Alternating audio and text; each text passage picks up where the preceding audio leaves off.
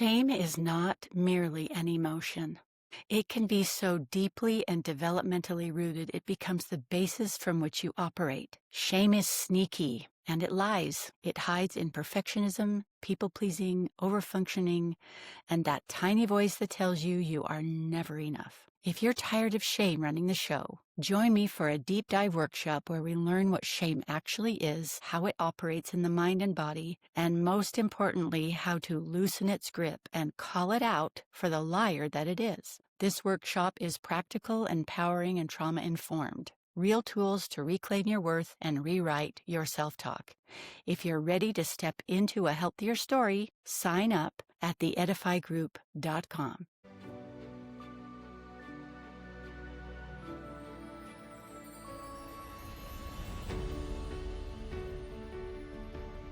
This is Hungry for Healing.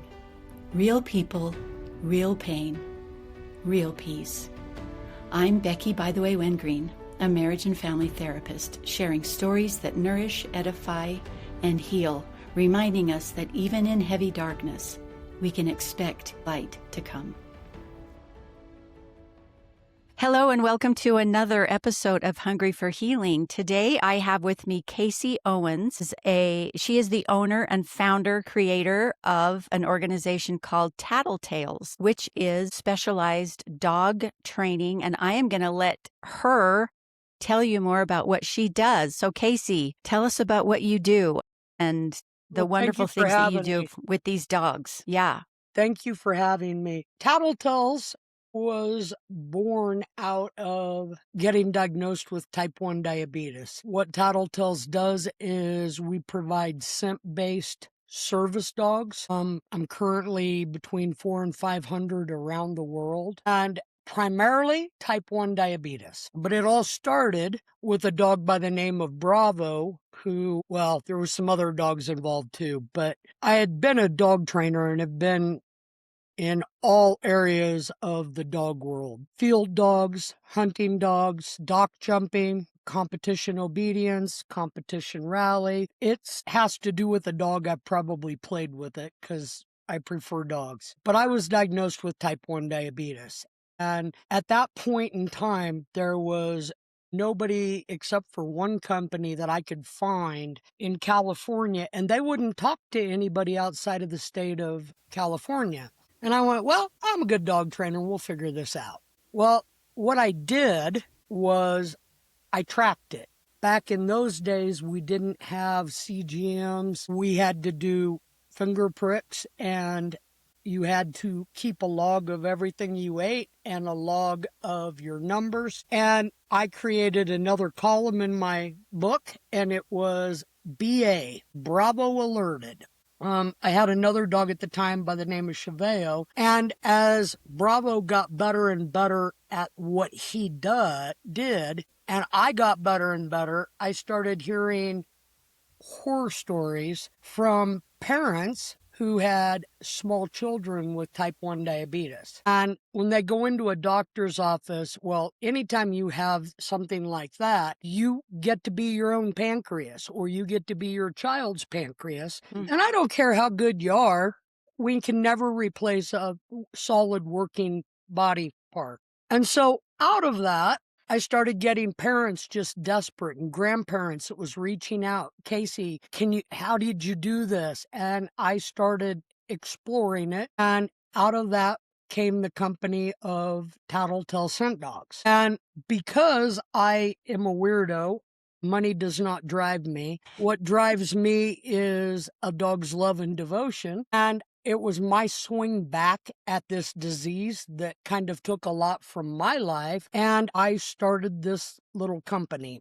And we can talk about my downfalls of business, but that's neither here nor there because everybody's like, oh, you need to have a business plan. Oh, it's a real good business plan. Well, what is it? I say a prayer over every puppy that's born, and I pray that that puppy is exactly what their family needs. And then I say, hey, God, while you're at it, could you make sure that the family is what my puppy needs? And by the way, I really stink at business. So can you kind of help the fool handle that part? And I'll take care of the dog part. And There we go. That's Yeah. how I got started. I've worked as a national training director for a large corporation, and now I am just doing this by myself and training dogs and living life. Wow. Well, so you are in the business of relationships, but your relationships are between a dog and a human, right? Yes, So ma'am. we are in the same business, but you work with dogs and humans, and I just work with humans and humans. Well, and interestingly enough, I've got to be honest, I think it's the dogs that are the easiest part of that equation. Yeah, I would agree with you totally. So when you say the dog alerts, describe to us what that means. Okay, so when my blood sugar approaches, I keep my low alert set right around 90 because at 70, I will tell you I'm fine, but I'm not. So my dogs will, it starts off depending on where they're at in the training, but my finished dogs, it generally starts off with a solid stare. And this isn't a stare of like, oh, you're holding a cookie. Could you please give it to me? This is the stare that has that worried frown right between their eyes, and they're like, "What are Mm. you doing?" "I think I smell something." And being a good type 1 diabetic, I promptly ignore them because that's what we do. We go, "We're fine." And my dog will then, depending on the dog, they will grab a brinzel. And what a brinzel is it's just a tube, like a little one-handed tug. And they will put it in their mouth and they will sit and stare at me and they hold it. And then I can ask them. At that point, I go, "Oh, I guess there might be a problem. I'm either low or I'm high." I will go, "What is it? Show me." And my dogs are trained for a left hand paw. They will paw my left hand for a low, and they will paw or nudge my right hand for a high. My high alerts at about 180. And after they have completed that, I promptly follow up and go, "Is that what is going on?" "You are right. Thank you so very, very, very, very much." The cool part of this is the dogs beat the technology by anywhere from 15 minutes to an hour. And they catch it in real time. So a lot of times the dogs will start alerting, but the number of the machine hasn't got there yet. But if you'll watch on, say, a Dexcom or a continuous glucose monitor, you'll just see that and it will drop or it will rise. And after you see it long enough, you begin to trust the dog more than you do the machinery. Wow, that is so impressive. Now, the reason I was able to find you is because I've actually met one of your dogs. My Stitch. Stitch. I have met Stitch, and he is a black lab, and I met him when he was a pup, really. I mean, he was very new to Jeannie, who is his owner, and I would watch him do this work, and it is so impressive. And they actually smell. I mean, is there a way to describe what they're smelling from us? Well, there is some science behind it. And over the years, I've kind of figured out some of that science. Our bodies release ketones. Now, ketone is Okay. simply something that causes an action of something else. And when we are low, there are 4 ketones that are released. I don't remember the names of them and I can't pronounce half of them. The other one I do remember is there is an acetone that is released. Okay. We all know what acetone is, paint thinner, but it's a chemical change. There are different ones for high blood sugars. And science, well, they understand some pieces of this. They can't figure out all the pieces of what they are. So, for example, a human has 5 million scent receptors in their nose. That means if you was to put it out on a print it out, think postage stamp, the size Mm-hmm. of your thumb. Okay. Cats have around 150 million. Dogs have between 250 and 300. They're depending on breeds. There's differences. But 5 million, 300 million. Oh, wait, pigs have 400 million and bears have 500 million. I have a really cool video somewhere of a bear who I had their diabetic alert dog while they was on vacation, and they started videotaping a bear at the zoo in Colorado Springs, Colorado, and it's got thick plexiglass at the bottom and an open air at the top. And you can see this bear as he walks in, and the bear is laying there, and then he starts air sniffing, scenting, and they keep talking, and they're watching the bear, and they go, oh, look, the bear's alerting. He looks like Addie when she's about to tell us there's a problem. And you see that bear even open his mouth and taste the scent. And then the young man is sitting at the bottom of the plexiglass. You see that bear scan the room and then eyeball that kid and swipe the glass. And I'm like, I wonder, do you suppose some of those unprovoked bear attacks is somebody out camping in the carb loaded? And because highs make animals agitated. And I can't prove that one either, but I've got lots of videos of zoo animals really getting agitated when there is severe high blood sugars in the area. Wow, that is so interesting. Wow. Okay, so at what age can you start training your pups, and how long does it take for them to become this skilled? Well, training starts at conception, meaning you got to start with a good product. You got to get good mama dogs, good daddy dogs. And by the same token, 5 million versus a bad dog of 175 million, that dog's still going to have a pretty good nose compared to ours. But it's about temperament. It's about history of the dogs, the ability to work, their drives, how excitable they are. There's a lot of things that go into it, but it starts literally at conception because my mama dogs are all of them work as diabetic alert dogs. So they're exposed to it. Science has proven that human babies come out knowing their own mother's scent. Well, if a baby can do it with 5 million scent receptors, what can a baby puppy do?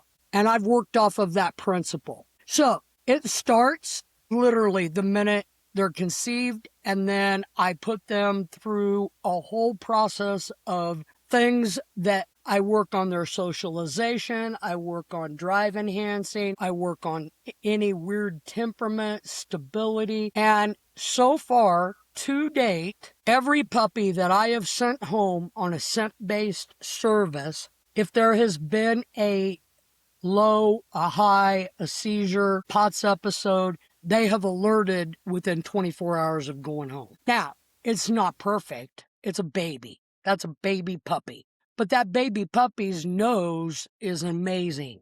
The hard part is the training. And, for the first roughly 6 months of a dog's life, we're going to teach them how to learn. We're going to teach them what yes means. We're going to teach them what no means. We don't want to go to a lot of big tools. We just want to enhance the process. Sit means sit, down means down.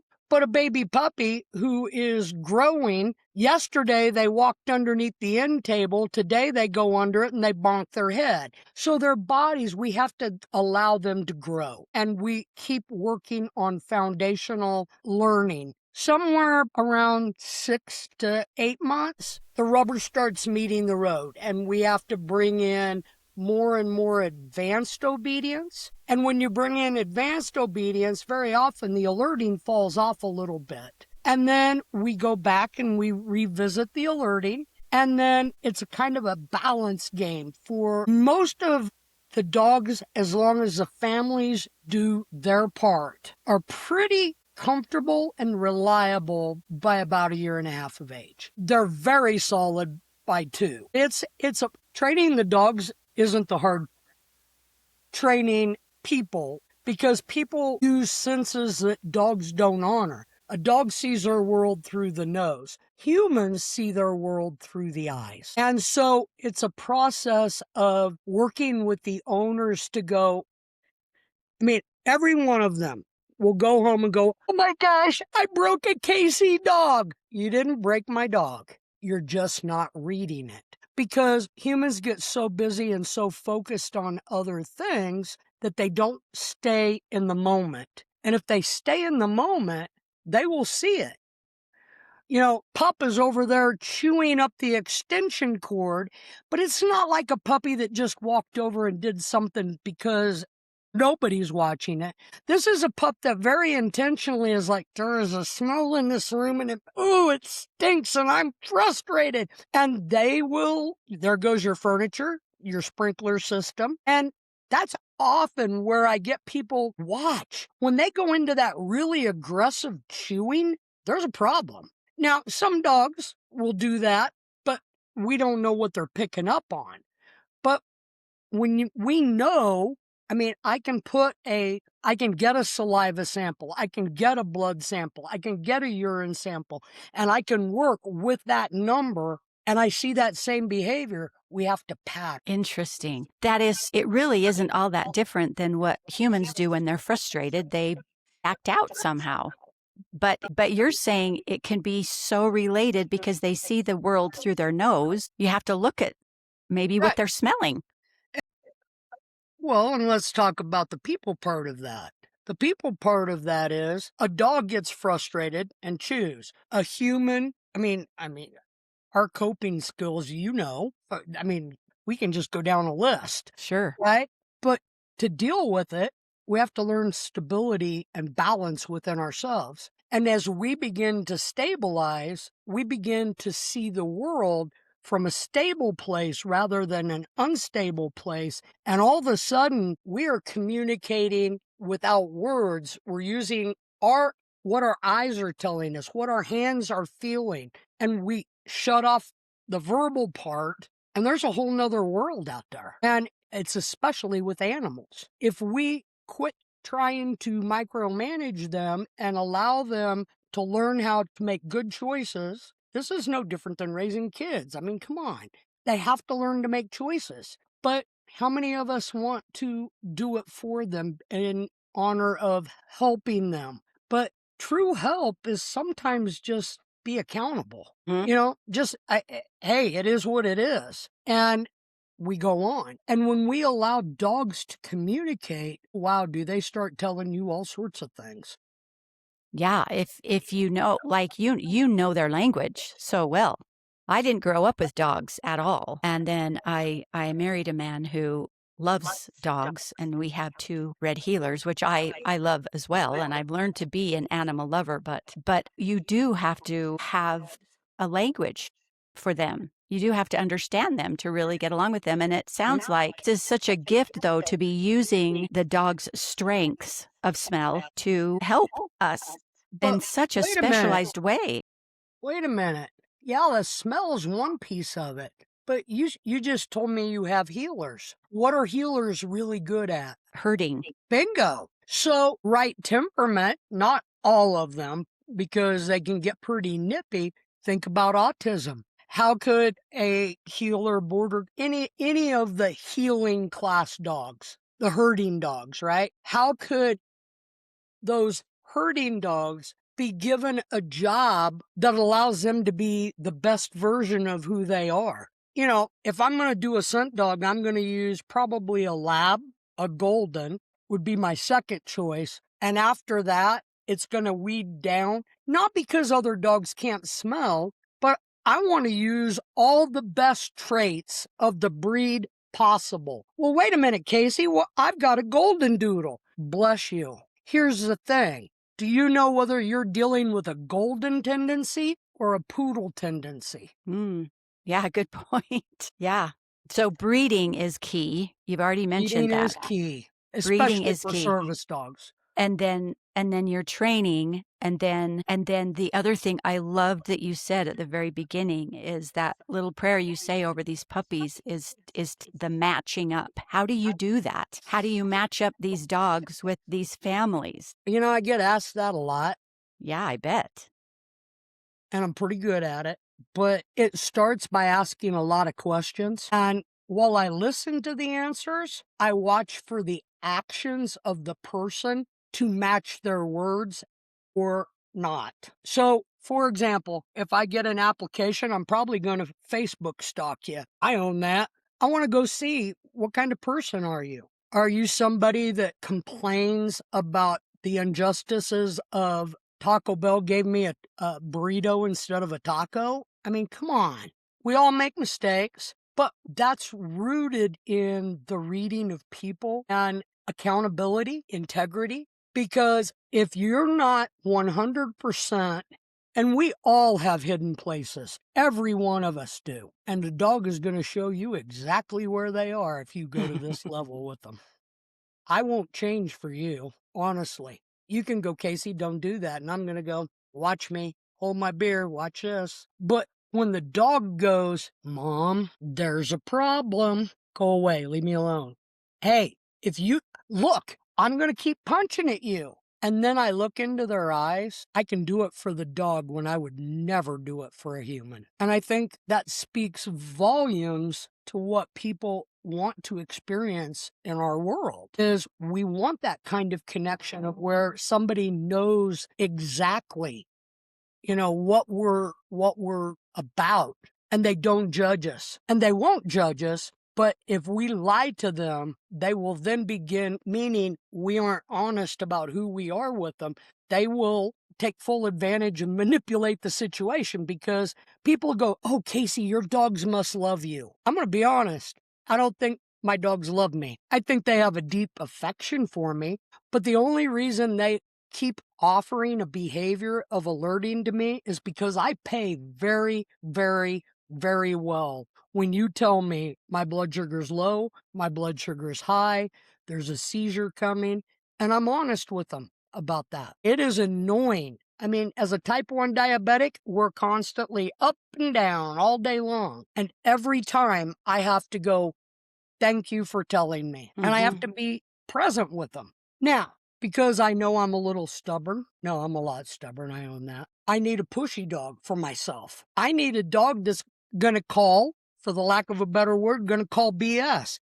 You aren't doing your part, Mom. So I'm okay. You're going to pay for it. Remember, I know how to annoy you, Mom. And sure enough, that's what they're going to go do. So honestly, I think if the whole world could really see dogs as they truly are, whatever the breed, even animals, the whole world would be a much better place. Now, you are a social worker, correct? I was for 30 years. You were. Correct And so services. you have that background too. I do. And has that helped you in this?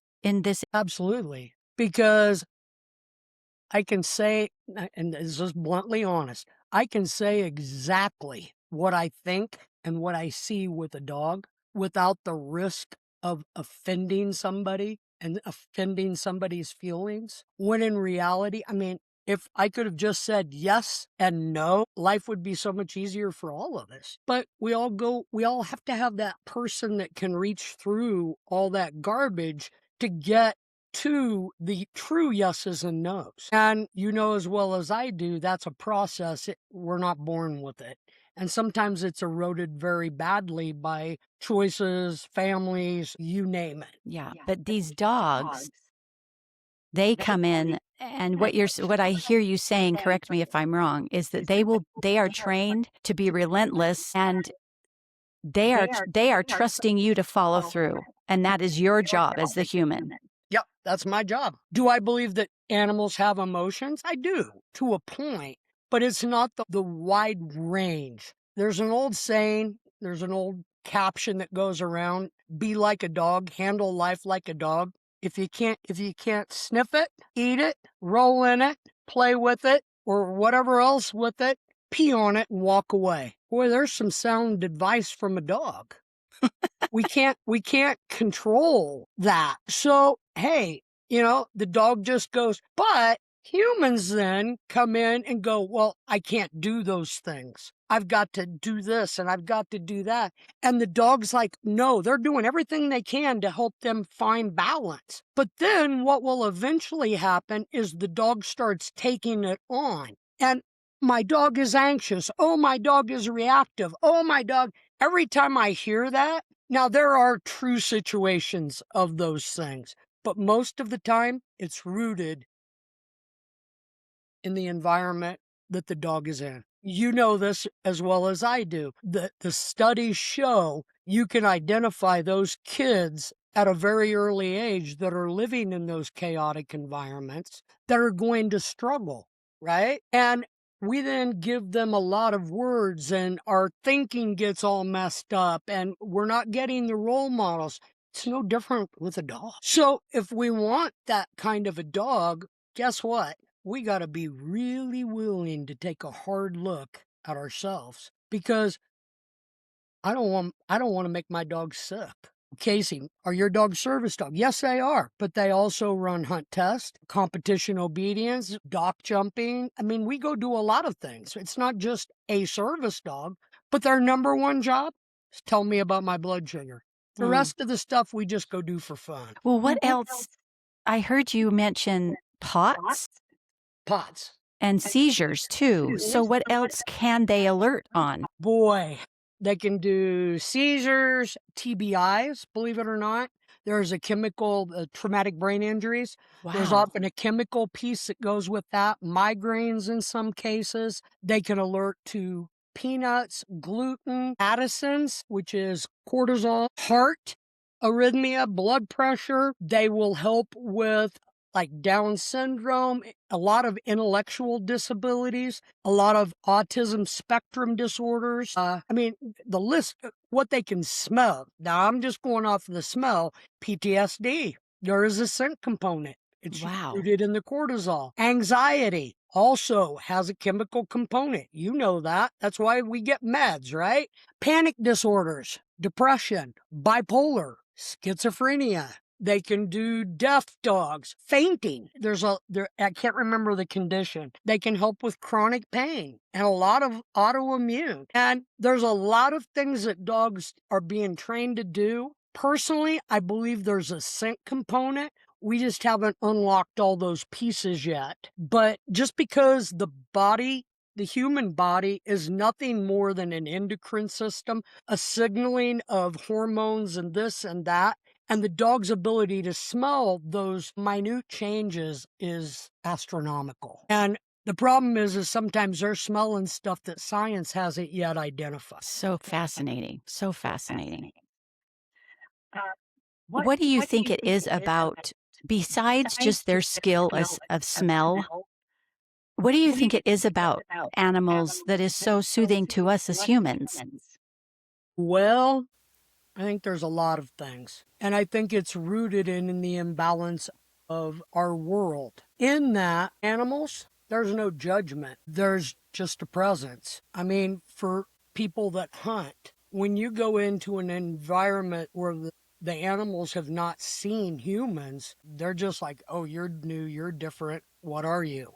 There's no fear. But after humans get involved, there becomes fear associated with the human's actions. That's one piece. So there's no judgment. There's just presence. I think animals are constant and for the most part, not constant, consistent and predictable. Yeah, there can be some quirks, but a trained dog, they're pretty steady, reliable. Once they're at that level, yeah, you got to keep it up. And yeah, you got to remind sometimes, but they're just steady eddies, just a constant presence. I think the other piece is there is a physiological reaction. Science has proven that just simple interaction lowers stress hormones. It increases our bonding hormones. It helps regulate the nervous system. It helps regulate emotions, but it actually does something to the actual physical body itself.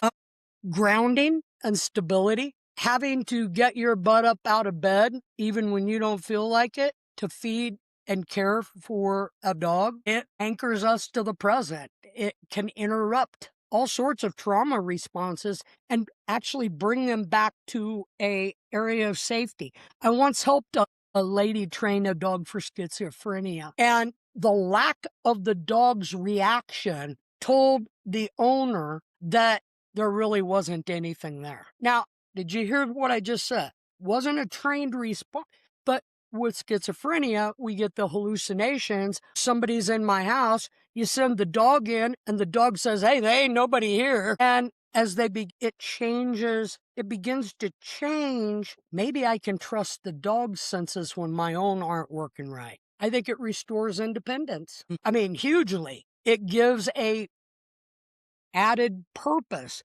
Couple of years ago, I ended up blowing my back out and ended up having to have massive back surgery, but it took me a while to get there. And one of my diabetic alert dogs, I cross-trained for mobility support and item retrieval, counterbalance. He would help get me up off the floor. So talk about it. Yeah, he would alert to my blood sugars, but he actually helped me get around. I think that the connection, and I'm really big on this one, the connection without words. Words often muddy the healing process.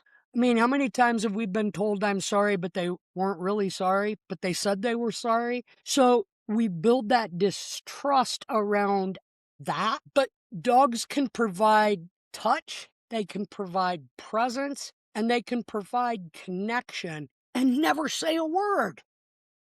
Right. I also think it creates purpose in people's lives. Like I said earlier, having a dog builds routine, structure, safety, responsibility, and engagement. And if you're somebody that's been dealing with trauma or depression, that can be huge to change that. But in order for healing to happen, any healing, you know this, has to happen in a safe, regulated environment. And a service dog provides that consistently without judgment and in real time. Yeah. Wow. So, what do you have any miracle stories? I'm sure you're full of thousands of them. Oh, I've got lots of miracle stories. Tell me your favorite. I'll tell you one on me and my dogs. Okay. I had been to the grocery store and I had my service dog at that time was Bravo. And we went into the store and I knew I was dropping and I got my groceries. I came back out and Bravo jumped up in the driver's seat and refused to let me get in that car. And he kept signaling low. So finally, I had to negotiate with him to get in the car, but we sat and ate ice cream nuggets. Me and him. I'd eat one, he'd eat one. We was sharing our food. My blood sugar went up. I didn't eat a lot, but I ate enough to bump it up so it was safe. And usually ice cream has a fat component and sugar component that it'll raise you and then it will elongate that blood sugar. I didn't think anything more about it. I got home, I unloaded the groceries, and I don't remember anything after that.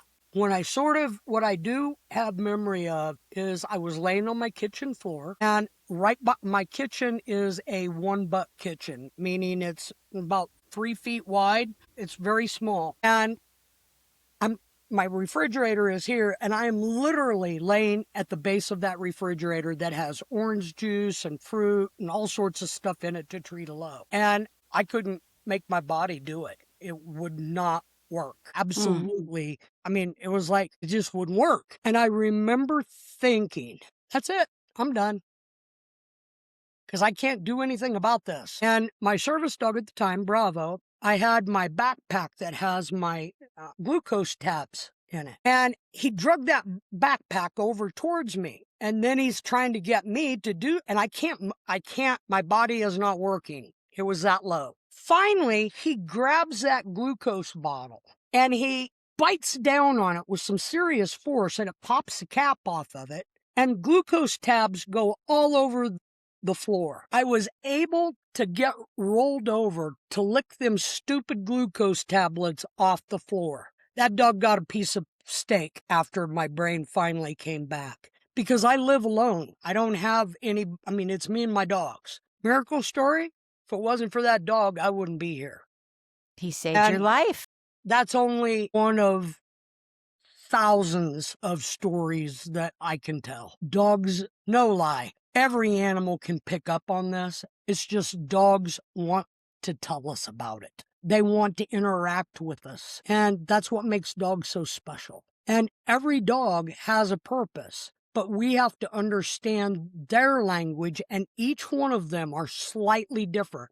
Yes, I mostly use labs and goldens, but there are differences. I can have a litter of 14 puppies, and there is a puppy for different personality types in that litter. So, miracles? Honestly, dogs are God spelled backward. And I truly believe that they when I die, I don't know that I want to go to heaven. I want to go to dog heaven, and I want to have a whole bag of tennis balls. Yes, we go through tennis balls at my house. With healers, yes, you do. Oh, yeah. They love those, and they love pleasing their owners. They love pleasing their owners. So Amen. they are special. So, well, Casey, what else do you want us to know about these wonderful support animals? What else do we need to know I that would most people don't know? a couple of things. Okay. Service dogs do not replace treatment, but they make it possible for some of us to benefit from it. Okay. The other thing I think that you really need to hear is service dogs are medical equipment with paws and a heartbeat. They're not machines. They're not going to be 100% right. They're going to bring joy. They're going to bring heartbreak. I got to tell you, my first service dog, working service dog, was named, and I lost my mother, my sister, my best friend to death in less than a year. And then I lost my service dog. The one that brought me to my knees was that dog, because he had been in deep, dark places that you don't let people in. And let me tell you what, there ain't a lot of therapists out there that understand that. They don't get how much that dog, I mean, I just told you, he saved my life regularly. There was a big hole that it took some time to adjust. But what do people need to know? Don't interrupt us. If you see a service dog team out, don't look at the dog. The dog is an extension of our bodies. Do you look at their babies? You know, how many times, I mean, you think a baby's really cute. So you look, and the parents are like, oh, you're a weirdo, man. No, look somebody. The person with not all disabilities are visible. Well, you don't look disabled. Well, sorry, but you don't look stupid either. But here we go. Have a sense of humor. Ask. And don't be offended if they say no. You know what? If my blood sugar is not stable, I'm probably not going to let you pet. But if I'm in a stable area, yeah, I'll generally let people if they ask. But if you get down on all fours and at Costco and start barking at my dog and trying to, yes, that's a real story, and trying to tell me that, oh, all dogs love you, and my dog is looking at you like, no, go away. No, that's not right. You know, boundaries, respect, it goes a long way in any venue. Yeah, I really love that. I really love that. The dog is interesting, but how about me first? How about He saying, hi, Casey? Not, oh, there's Bew. And I've got the cutest little Russell Terrier who does alert. And I am just deathly afraid to start using him because everybody is going to go, oh, he's so cute. And he is cute. But he isn't there because he's cute. He's there because he needs to do a job. Yeah, he's working. And yes, he has a lot of fun. But he's got to also do a job.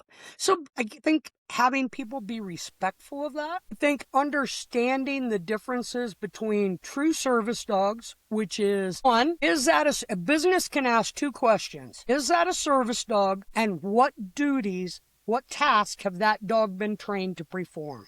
They can't say, you can't have that dog in here if it's a service dog. They can, and they will. But those are the two questions. But your dog needs to look like a service dog, act like a service dog, smell like a service dog.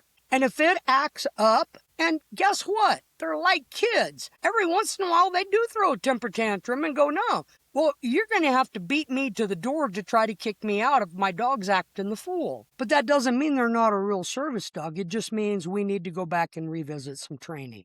But task training is what differentiates. But in ESA, all they provide is comfort. That's it. And they are protected in certain situations for housing. But that doesn't mean you can take them to the grocery store. That doesn't mean you can take them to the doctor's office. Their only presence is for comfort. Yeah. For you, and that's it.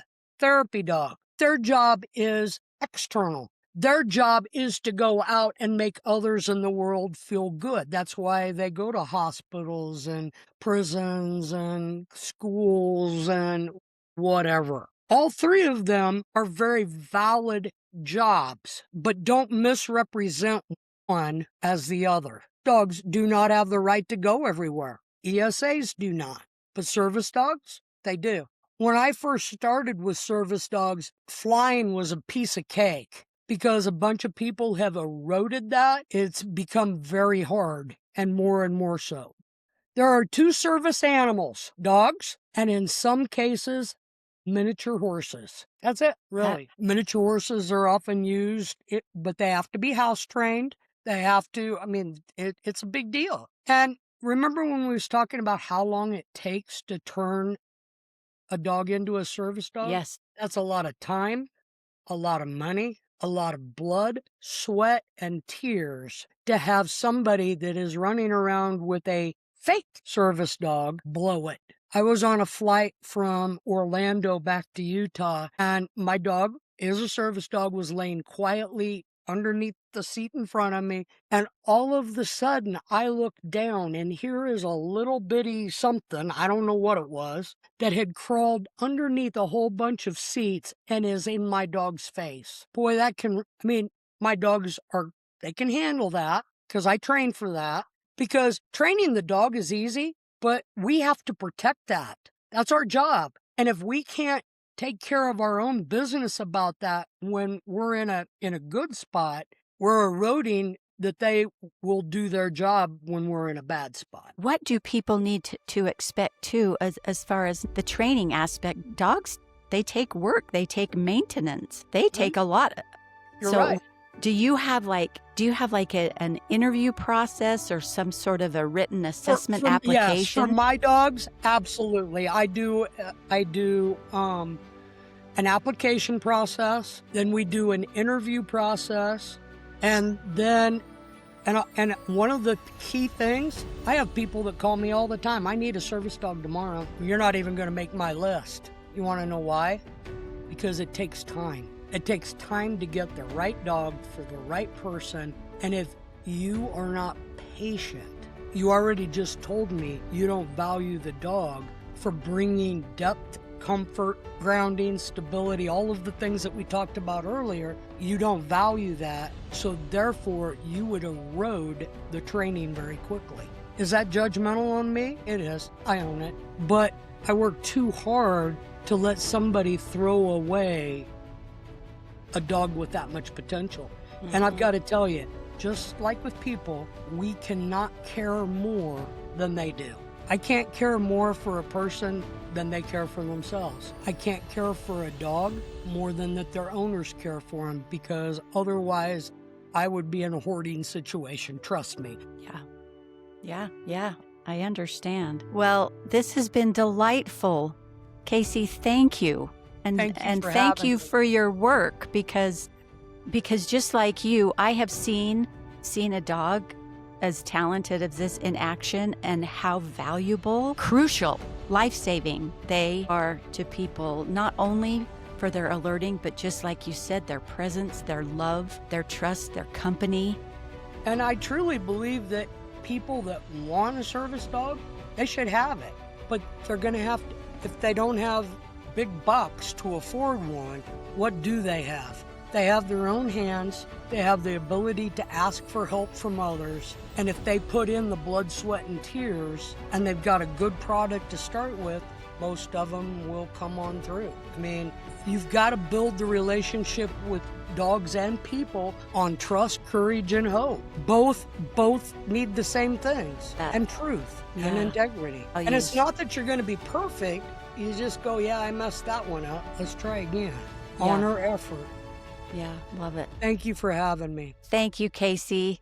Thank you so much for your time. I appreciate it, and I appreciate your talents. It's good to meet you. Have fun with them healers. Yeah. Try the crossball. They hold up a little bit better than the fuzzy green ones do. Oh, that's a great idea. Thank you. I'll do that. Okay, you take care, Casey. Bye. Bye-bye. So let's sum up today's episode with 10 takeaway thought pockets. Number 1, companions and lifesavers. Service dogs are not just companions, they are life-saving partners. These dogs are trained to detect life-threatening physiological changes before the person is even aware. They don't replace medical treatment, but they create a bridge to safety, allowing individuals to function and live with greater independence. For many, they are the difference between constant fear and a sense of grounded security. Number 2, they know.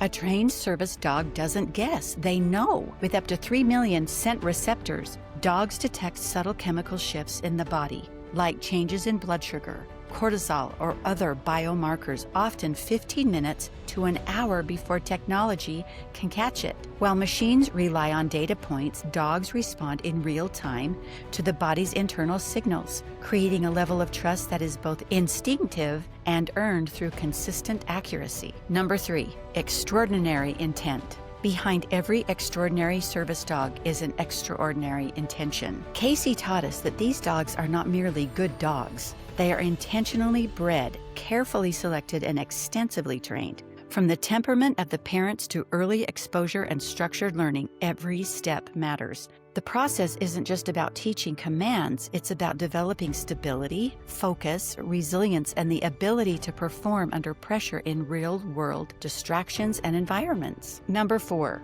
beyond words. Dogs heal in ways words cannot. Casey explained that dogs don't offer empty apologies or misunderstood reassurances. Instead, they provide presence, steady, attuned, and non-judgmental. In a world where words can often confuse or even wound, dogs offer a form of connection that is pure and regulating. Their ability to simply be with us creates a space where healing can occur without pressure or pretense. Number 5, a working relationship. Healing happens in relationship, and dogs model it perfectly.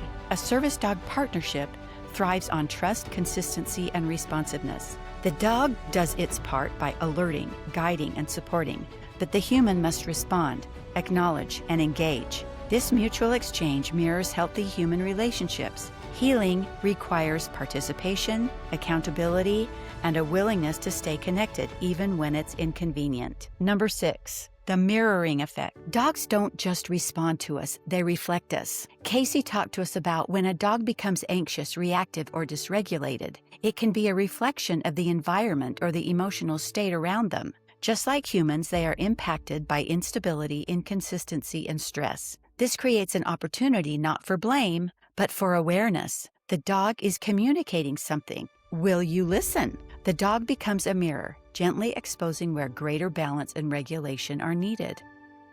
Number 7, a working relationship. Casey reminded us that when you see someone with a service dog, greet the owner first. The dog is working.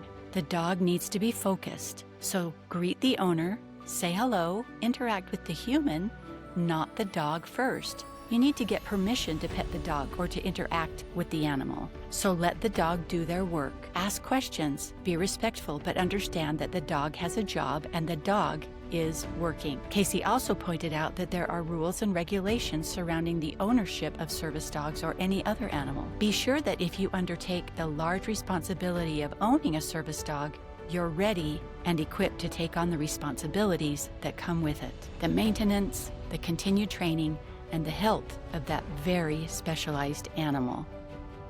Number 8, love in action. A service dog's persistence is love in action. When a dog alerts, it doesn't stop just because it's ignored. I saw this in real time with Stitch. His owner was not responding. My friend Jeannie and I were in deep conversation. While Jeannie was talking to me, Stitch was alerting. She wanted to finish the conversation. So guess what Stitch did? He started alerting me. He started pawing at my hands, becoming relentless in his communication. Something was wrong. He was doing his job. He needed Jeannie to respond. It escalated. He started nudging. He started pawing. Stitch knew that the stakes were too high. This persistent isn't annoyance, it's devotion. It reflects a kind of commitment many people long for. Someone who sees what's wrong, stays present, and refuses to give up on us, even when we aren't seeing it ourselves. Number 9, look to understand. True connection requires understanding beyond words, on both sides. Casey explained beautifully that dogs communicate through body language, energy, and subtle cues, not verbal language. To truly partner with them, humans must slow down, become present, and learn to interpret these signals. This same principle applies to human relationships. Real understanding often comes not from what is said, but from what is felt, observed, and experienced. And number 10, hope. When humans fall short. Healing is built on trust, effort, and connection. We are not meant to do it alone, but sometimes the humans in our lives don't show up for us. Sometimes humans are the scary people. Humans are the threat. Humans hurt. They are abusive. They can abandon us. So whether through a service dog or a human relationship, healing requires honesty, consistency, and willingness from both sides. These dogs remind us that even in our most vulnerable moments, support is possible. There are so many paths to healing, so many resources. With the right partnership, one rooted in trust, truth, and mutual effort, healing is not only achievable, it becomes deeply transformative and sustaining. Please email us at theedifygroup.com if you have questions or need other resources where humans have fallen short. Thank you for joining us for this episode of Hungry for Healing. Remember, winning the race is not about finishing first, but is about rising each time you fall. So get up, get up, get up, and win the race. The views and opinions expressed on the Hungry for Healing podcast by guests, hosts, or anyone appearing on the show are solely their own and do not represent the views of the Edify Group, its owners, employees, affiliates, or any other individual or organization. All content provided on this podcast is for informational and educational purposes only. It is not a substitute for professional mental health treatment, therapy, medical advice, diagnosis, or care. If you are in need of support, please seek the services of a qualified mental health or medical professional. The podcast and its creators make no guarantees regarding the accuracy, completeness, or applicability of any information shared and assume no liability for any actions taken based on the content of this program.